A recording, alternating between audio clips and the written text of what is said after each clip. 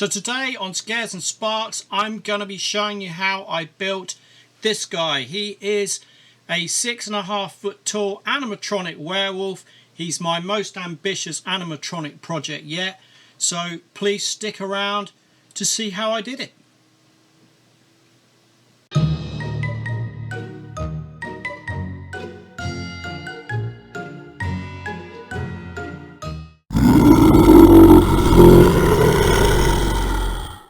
So here we have Mr. Wolfie, and he stands about 6.5 feet tall, and that was largely governed by the availability of clothes. So these clothes came from thrift shops.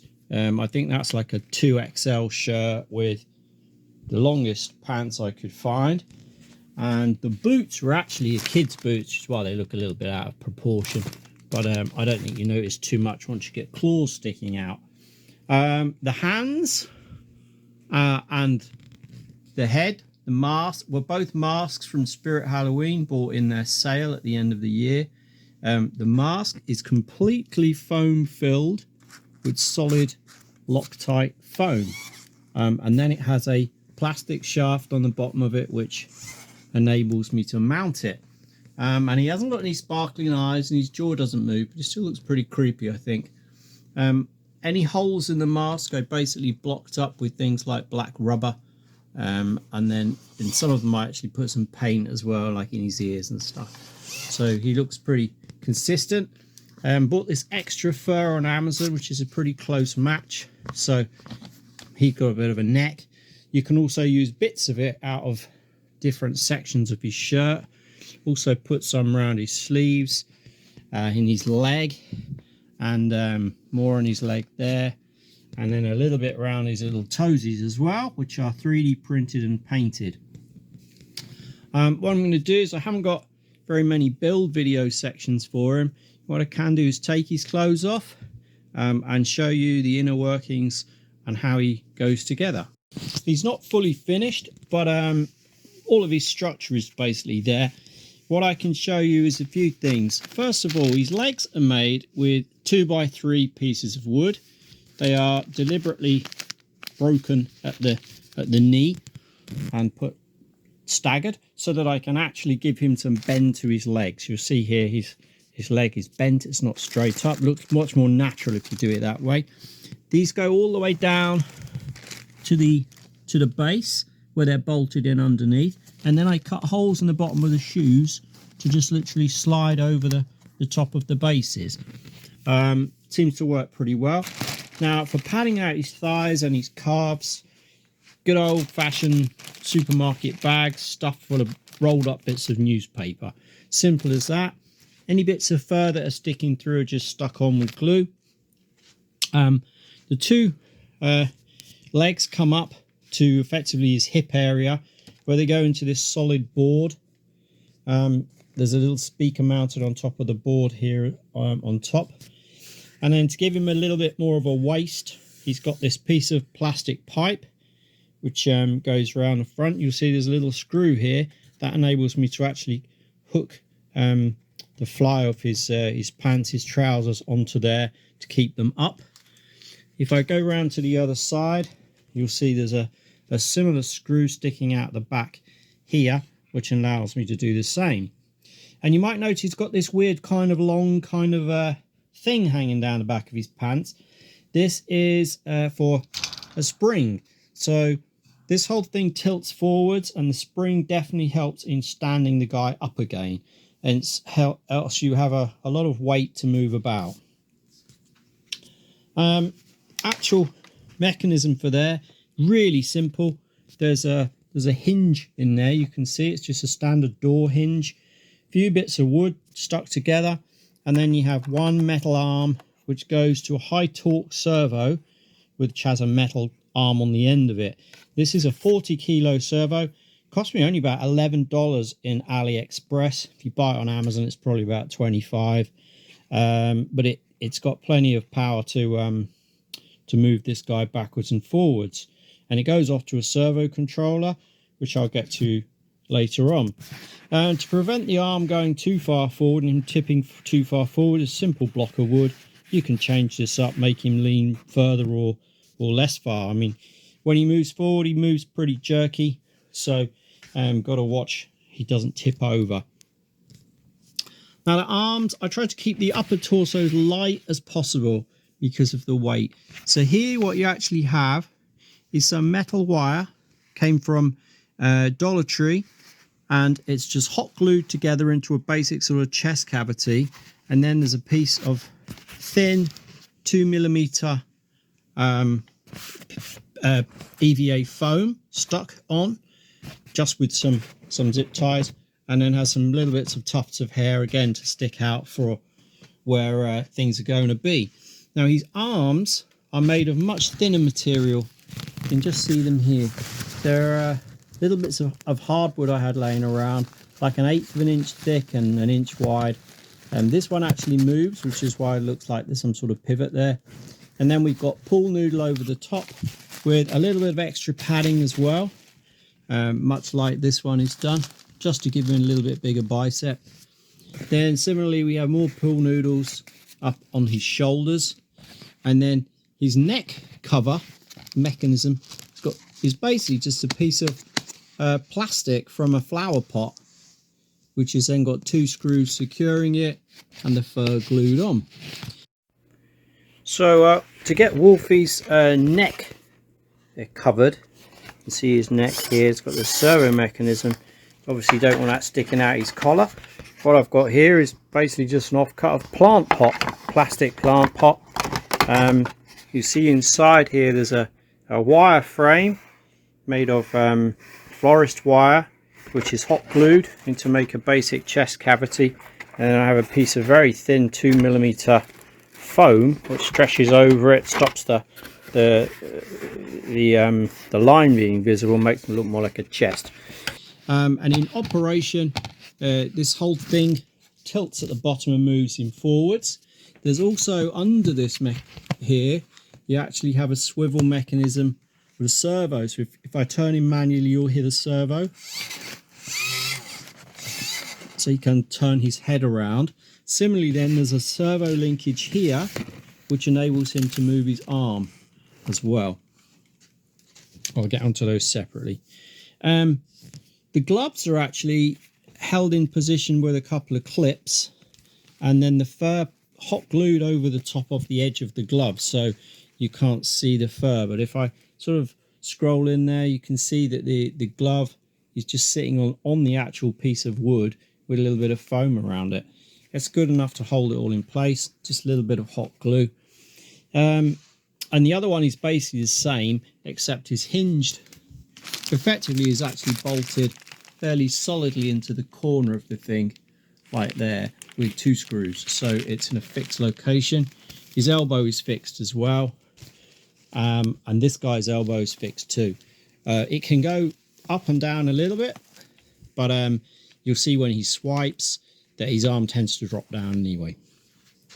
So that's the basics of how he's constructed. If I come around the back here, you'll see some more of the mechanism. So this servo hanging down here, this is the one that actually moves his arm. So it's bolted to this piece of wood on his spine, and then goes via a linkage effectively to rotate the arm here, and I'll show that in action later. And then the servo that does his neck is hidden deep inside here. I'll have to take the neck cover off next to show that. If I just peel back the neck shield, you'll see that the neck servo is here. This is in a 3D printed bracket with a metal plate on the front, on the top rather. Then there's another 3D printed piece with a ball bearing inside. That's pretty essential because you're going to get a lot of forces going left and right as you move and rotate and tip him up and down. This is actually a size, I think, from a skateboard, so they're fairly easy to get and very cheap, like 80 cents each. And then that just connects in via this one bolt into the plastic pipe, which is embedded in the foam head. So this enables me to rotate him. I was also looking at tipping him at one point, tipping his head forward, back, left, right. You start to get a much more complex mechanism very quickly. I didn't feel I wanted it for this model.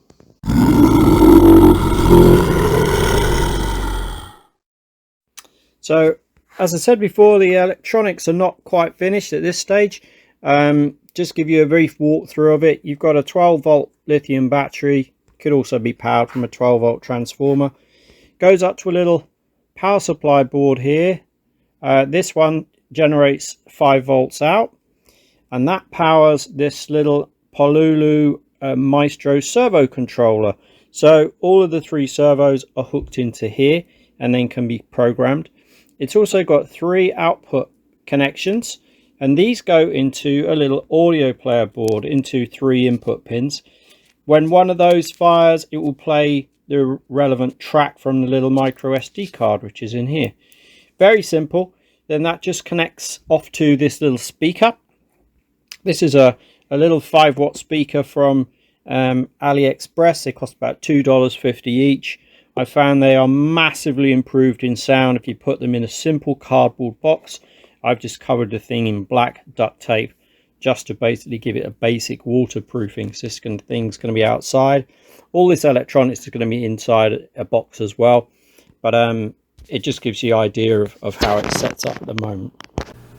Now, before I dive into how I've got the thing connected to the Pololu board, a quick and easy test if you're playing around with servos is to use a radio control unit. So this is a standard receiver from a drone using a 𝗖𝗍𝗱𝗲 transmitter, one of these guys, and just set this thing up as an airplane, no mixing or anything fancy like that.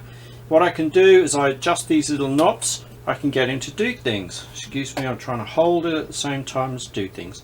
So at the moment I've got his lean on this stick here. You can see he's leaning. I can make him lunge all the way forwards with full stick, bring him all the way back, and then if I just come around, I can turn his head, and then also I can do his arm.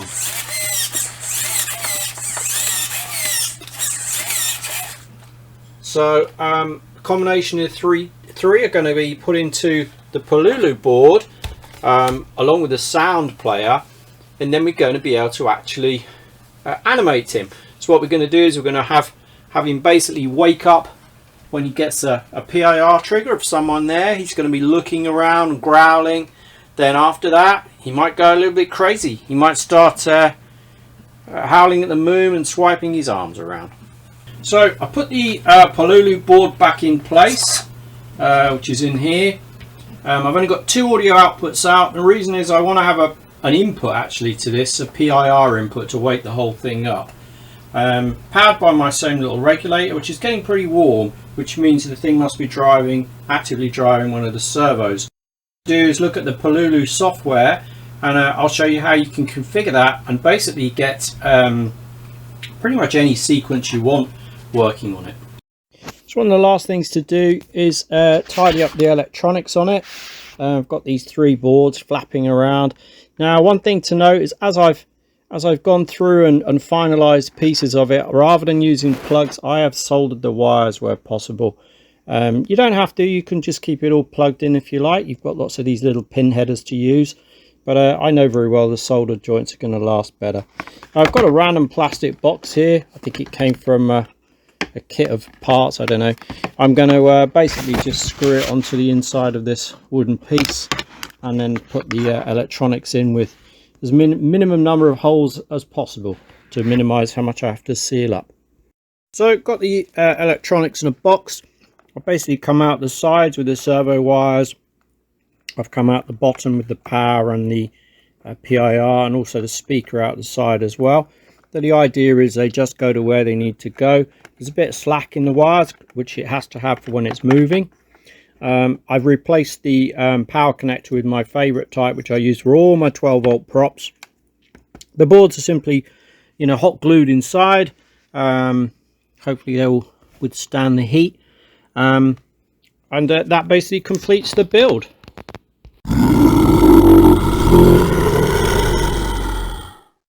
Okay, so here's the Pololu 𝗖𝗍𝗱𝗲 control center. You see it's connected to my device up here. It's pretty easy to get it going. It just literally plug and play in Windows. It's slightly unintuitive, but actually once you've had a play with it, it's not too bad. First thing to do is actually set up your sound, your channel settings, sorry. So you see I've got them labeled here. These are servos, neck and tilt. I've got 2 voice outputs. I've got 1 PIR trigger input and then another servo for moving his arm. And then these are the minimum maximum values you can actually put into the function. So what you can do when you start, you can move the servos over their full range. If you don't want them over their full range, you can limit it in here. This is quite useful for things like the tilt servo, where, you know, if you go too far, the mechanism can't physically move that far. So all you're actually going to be doing is trying to get that 40 kilo servo pushing something. All it's going to do is get hot and burn out. Once you've set the channels up, then you can come over to the status, and here you can tick them to be enabled. And from here you can actually see what's going on. So you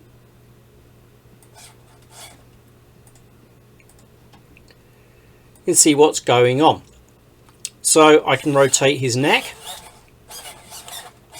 and that's got directly, you know, trying to catch up, as it were, with my movement. Now if I put an acceleration figure in there, you'll see that it lags. It actually results in smoother motion. So for the neck I want a fairly smooth motion. For the tilt I don't really want a smooth motion, and the arm I don't either. The arm I just want to kind of flap and grab, and so I don't need that smooth. Now the voices, if I want to trigger one, I simply have to bring one of these down and it starts off. And he's pretty loud.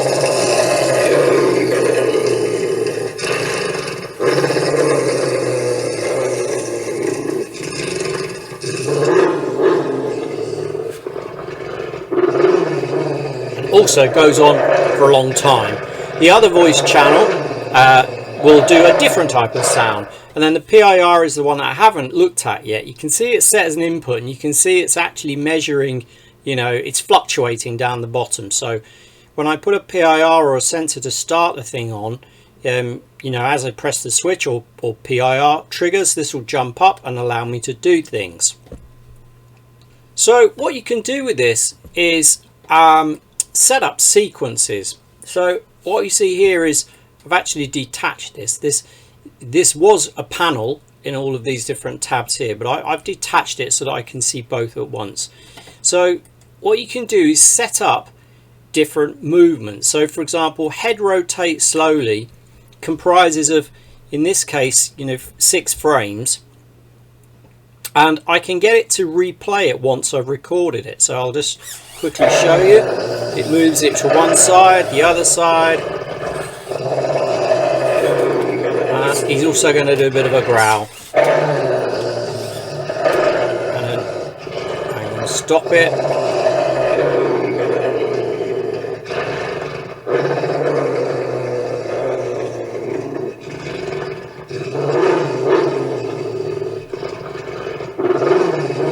It's way too long.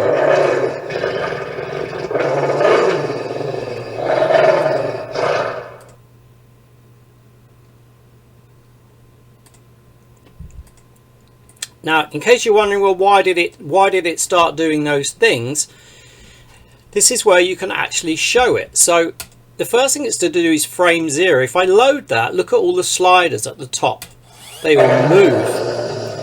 So that's what sets the sound off. Frame 1 turns that sound off. It only needs a pulse to start.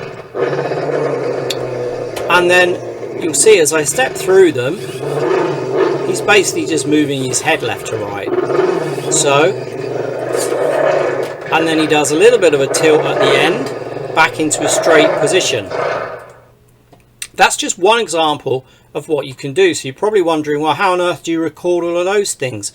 So the way you do it is you say new sequence, and you can rename it, and I'm going to call this one arm flap. I don't know. Okay.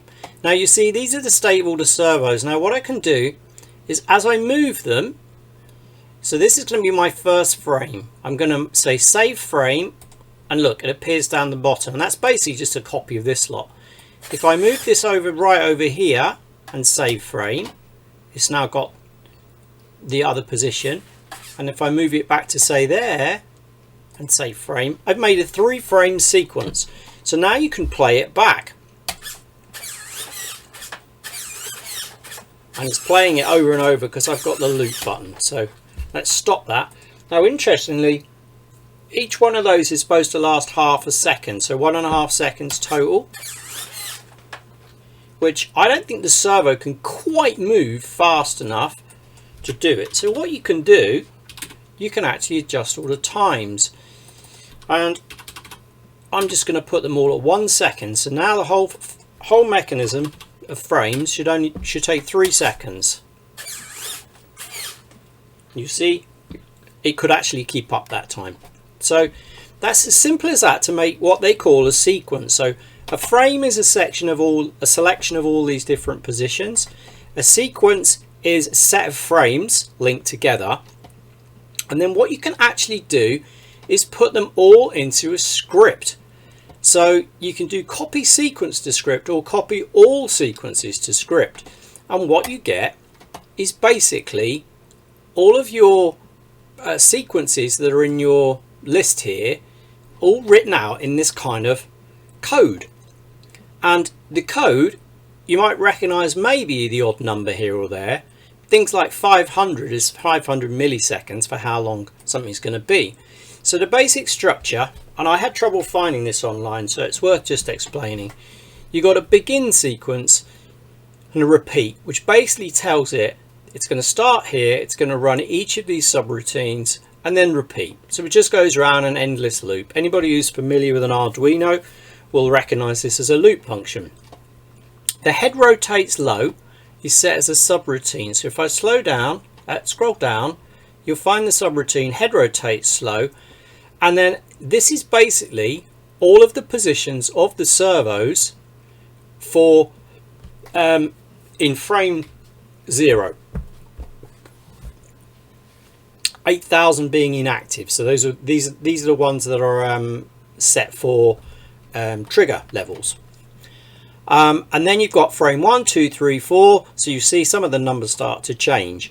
So all it's doing is recording how long. 1500 is milliseconds for that type of frame, and then the relative position of each servo, and it's doing exactly the same for the other subroutines.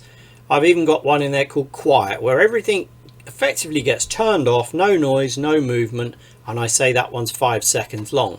And the reason I've got that one in there is that's the one I put at the end to repeat. So that's the same as putting effectively a 5-second delay at the end of your loop function if you were writing Arduino code. Now you might also notice some other stuff. There's a subroutine called moving weight.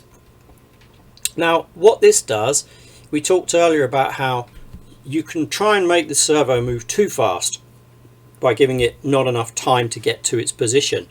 What this does is actually effectively wait, so it computes how fast it thinks your servo will get to its position, and then waits until it moves on to the next part of the program. So you don't end up with weird sort of behavior of servo positions being cut off. So I've never used one of these Pololu 𝗖𝗍𝗱𝗲s before. I mean, the good thing is, if you just want to quickly tinker with them, get some movement going and save a few frames, then they're great. I think it does what it wants. But realistically, if you say, oh, you don't need to write any code, then I'm not sure that's necessarily true. Because if you've got a set of different actions, you see here I've got grab, where he flaps his arm, I've got head rotate slowly, and I've got lunge, where he moves forward quickly. If I want to put those into some form of program and make him do them in different order, then you do have to look at the script that gets spat out. And the silly thing is, if I do now copy all sequences to script, it's basically going to overwrite everything in here, including my program at the top. So I haven't worked out how I can keep that at the moment, so that's why it's written in a notepad at the side. So Once I copy all this to there, then I cut and paste all this sequence into the top to actually get my program to run. Now if you want to do something clever like wake it on a PIR and then make it move, you need more code, and again I don't see any way in here to actually move on an input. So for example, this input, if this PIR pulses up to this value up here, say 2000 from 0, then you know how in this sequence capture do I actually set that up? I'm not sure you can. I think you have to go in to the script and write the code for it in this quite odd language, quite frankly. So although it sort of touts itself as being something where you don't need to program, if you really want to get the most out of it, you really do. And then of course you may say, well, if I'm doing that, why wouldn't I just use an Arduino in the first place, which can support multiple servos, inputs, outputs, and do all sorts of other stuff as well. And honestly, there isn't a great deal of reasoning I can give there why you would necessarily choose these, but you know, they are pretty useful things. Okay, so I've been working on one specific sequence. So I've only got 2 sound files on the card. One is basically where he gets triggered and he gets a bit grumpy and starts to growl, and then he does a bit of howling at the moon. So I wanted him basically to throw his head back a bit to do the howling at the moon, whilst kind of looking a bit agitated and looking around for what's woke him up. And this is what I came up with.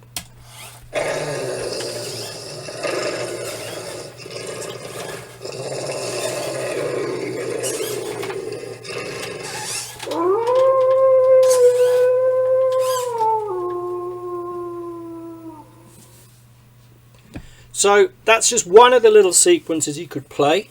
If you look through the sequence here, you know, there's quite a few steps in it. If I load them up, you'll see that I've got basically all of the different mechanisms doing some amounts of movement. I've got the arm and the neck both being accelerated to hopefully make them look a bit slower and smoother. I've got the head moving left to right. The arm, you'll see, he's basically moving in and out as well, and I've got some different times in here, so it's not all exactly the same. And I basically timed all of these until frame 4, where he no, sorry, the last frame. So I'll get it right in a minute. The frame, this one here, is a tilt all the way back, so this is as far back as he can go to make him look like he's looking up at the moon, which actually looks, you can't quite see it on the video, but he looks further back than you can see. And then the other ones, you know, the next one, he comes kind of back to his rest position, his head goes over, his arm comes across, and then it goes back again. So I'm happy with that one sequence. What I can do there is I can, you know, copy the sequence to your script. It says this overwrites the script, and now if we come to the script, you'll see that this is basically all that I've put in there as a little program, and you'll see that it's in begin and repeat here. So if I wanted to make this into a subroutine, I would just make this say sub head rotate, and then further up I can call that subroutine. So you'll see that the subroutines just start with sub, they have a name, a bunch of commands, and then they say return from the subroutine. They all say the same thing. And then what I want to do at the top is actually make this a program. So then I will say begin. Oh. Head rotate slow. And then I don't even think, I think repeat will mean it will go on and on and on. If I don't have repeat, I don't know what happens actually. So let's try it, I guess. Now you can click run script on startup. This means every time he starts up, he doesn't have to be connected to the computer and the USB. He will just basically wake up with these settings. I'm going to disconnect that for now because I'm testing it. I'm going to hit apply. Begin block was never closed, so maybe it's return. Previously it was end. No. Let's go with end maybe. note, and you see this is where I don't really understand the programming language. So let's have repeat instead, because we know that one works. And here he goes.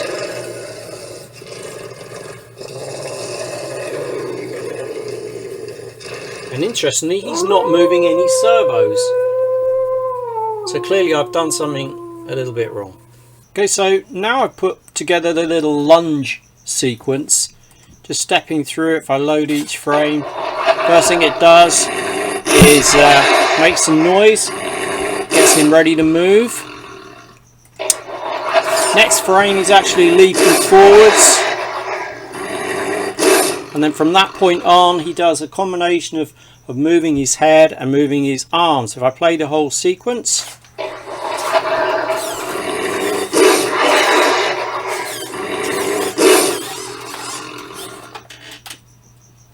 and I've got the length of the thing timed roughly to the audio.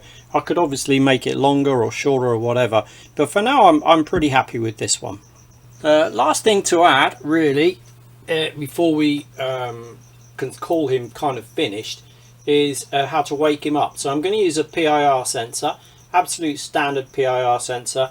This will wire directly into port number, let me think now, 0, 1, 2, 3, I think it's 4 on the little Pololu, and should enable us to actually create a little mini script that will move him when he gets triggered. So I'm going to just plug this in and then we'll see how that works in the code. So next phase of getting the PIR to work, I've wired it in, and just to make it easier for you to see, I've put a little LED on there, a yellow LED, so every time it gets triggered, I've got it set pretty sensitive at the moment.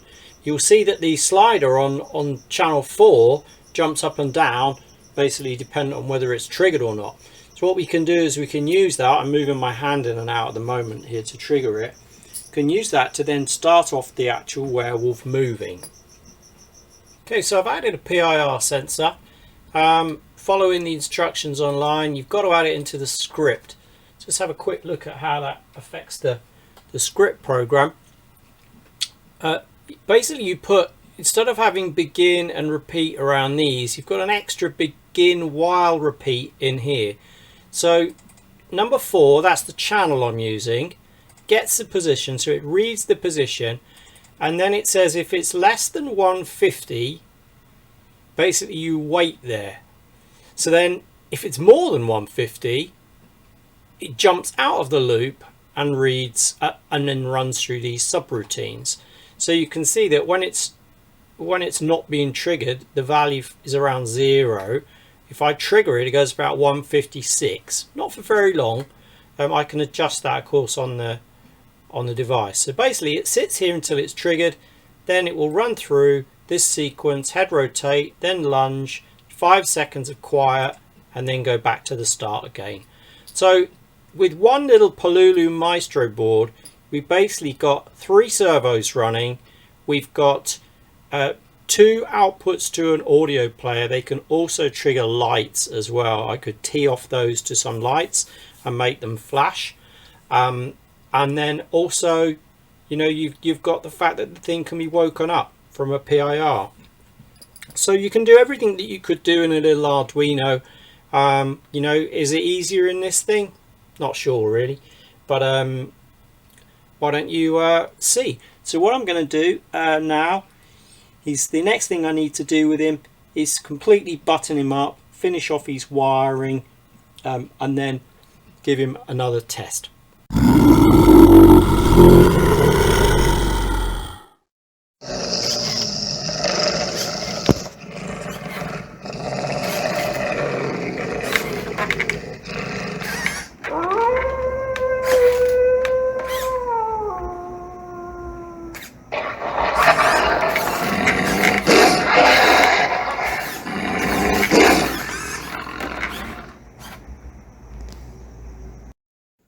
If you've enjoyed the video and you've enjoyed seeing me make Wolfie here, please like and subscribe, and I will carry on doing what I enjoy doing. Thank you.